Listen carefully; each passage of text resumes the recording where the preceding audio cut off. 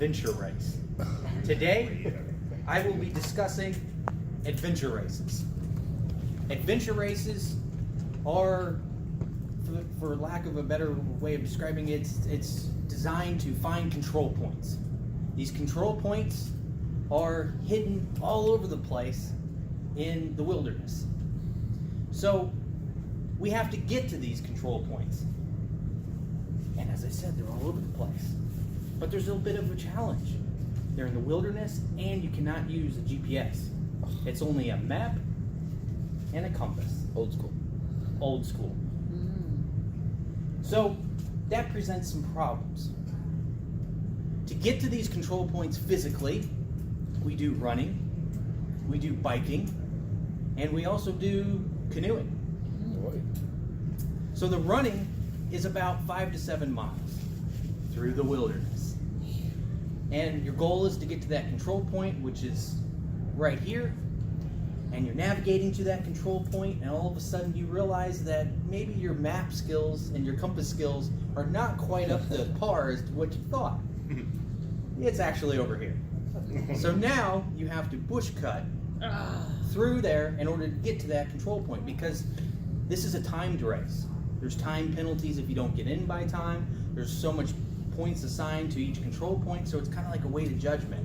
If you're somebody like me that has a little bit extra here, you have to think this through strategically if you might just forget about those control points and help out your time.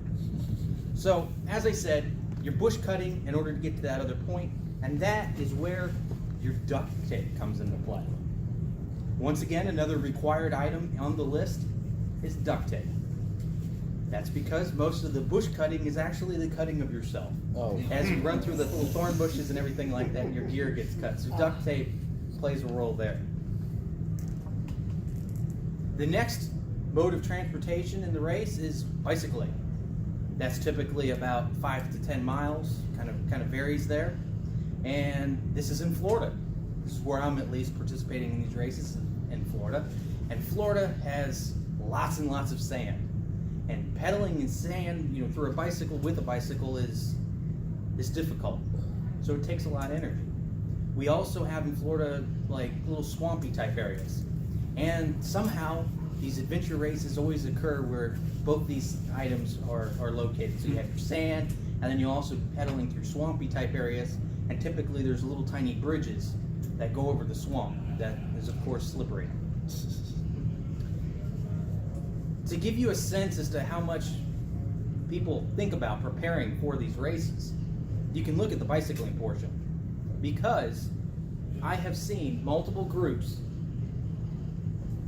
working together, a pair, and this is something that's description of a pre-motive. They have a leash connecting the two people together.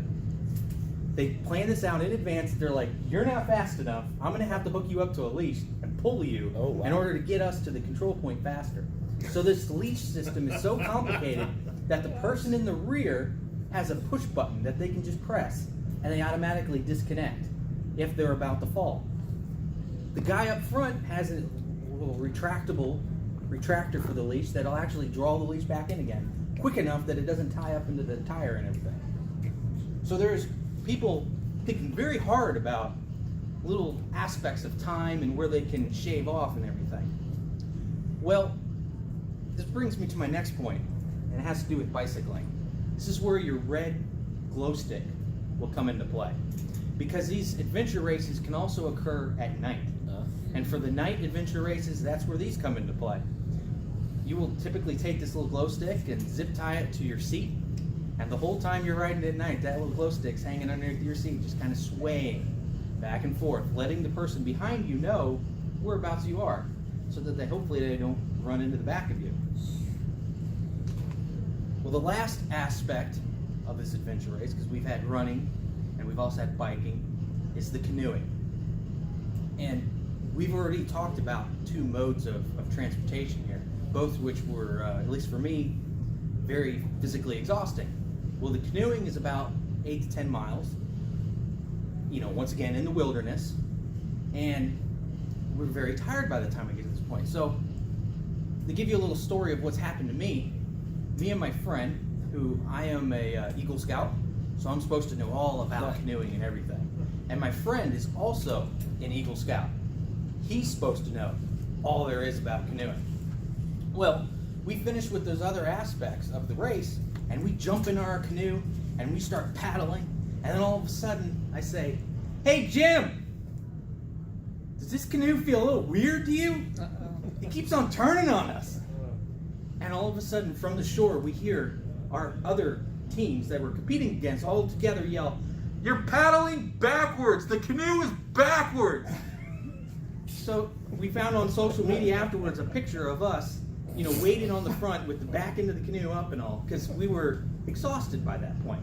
We didn't realize what we were doing. So once when you exhausted in the canoe and all, you get a little tipsy.